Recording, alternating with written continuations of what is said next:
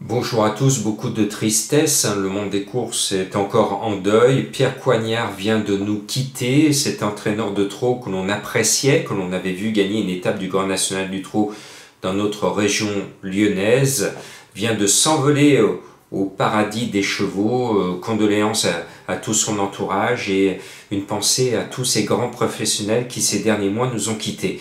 Bon, il va falloir plancher malgré tout sur le quintet de Deauville ce samedi.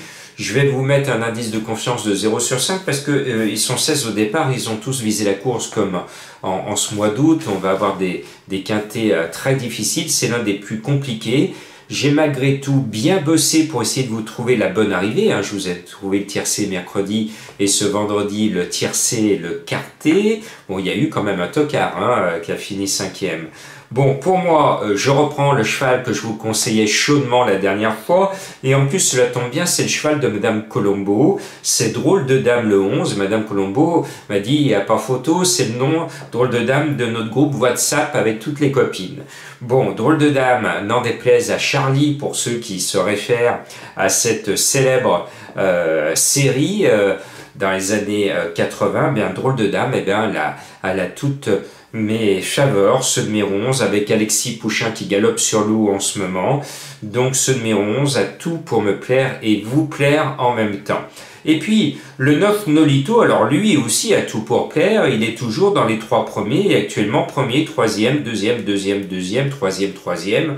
Il a montré sa pointure quintée, c'est l'un des pentales au départ, il a déjà une certaine forme d'expérience montée par Maxime Guyon.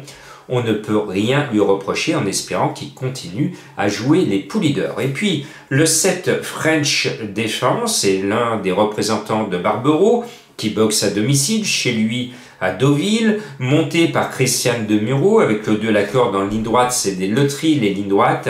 Mais bien calé le long du rail, on sait que ceux qui ont les numéros de 1 à 6 vont bien galoper serrés et en ligne, alors que ceux de l'extérieur ont tendance à flotter, ce qui désavantage le peloton de l'extérieur, alors qu'à la corde, eux, c'est direct, on longe la corde. Donc, pour moi, ce numéro 7 a une chance très régulière. Alors, normalement, on tient ici les 3 chevaux de la course, mais c'est trop facile pour être vrai. Donc, je vous mets un cheval qui est très chuchoté, le 6 Apax.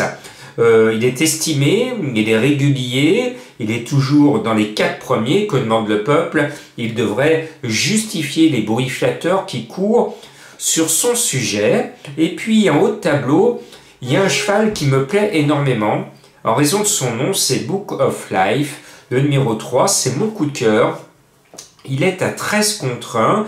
Il a un peu déçu la dernière fois, mais ce jour-là, il n'a pas montré sa valeur. C'est un élève d'André Fabre, il porte les couleurs Godolphin, donc des couleurs classiques, et le cheval, le poulain, a été acheté et élevé pour courir les classiques et non pas les courses handicap.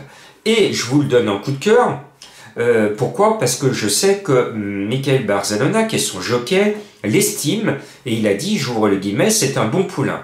Alors pour que Michael Barzalona dise que c'est un bon poulain, en plus un bon poulain chez André Fabre, eh bien moi je dis, c'est une chance très régulière, c'est même peut-être lui qui va gagner s'il est un bon poulain. Quand un bon poulain est dans l'écurie d'André Fabre, généralement il gagne. Donc ce 3 qui est bizarrement annoncé à 13 contre 1 me plaît beaucoup. Et puis mon jeu de la finale, le 3, appelle le 13 Vrong Kolour, qui m'avait déçu l'avant-dernière fois, ce qui fait que récemment j'étais mi-figue mi-raisin avec ce cheval, et puis il finit 5e, mais 5e très malheureux. Le cheval aurait pu faire beaucoup mieux, entrer dans le tiercé, tel n'a pas été le cas. Il a dû se satisfaire de la 5e place. Cette fois, si le cheval est heureux, il va rentrer dans le tiercé ou au minimum dans le quintet. Donc ce 13 me plaît beaucoup.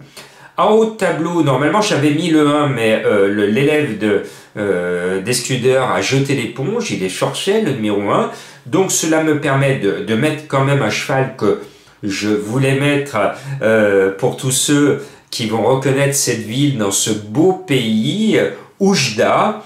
Oujda me plaît bien, et tous ceux qui connaissent cette belle ville d'Afrique du Nord, eh bien, ils vont la jouer. Et je sais qu'elle s'est testée sur la ligne droite et elle était heureuse et elle gambadait comme un lapin à l'entraînement en ligne droite.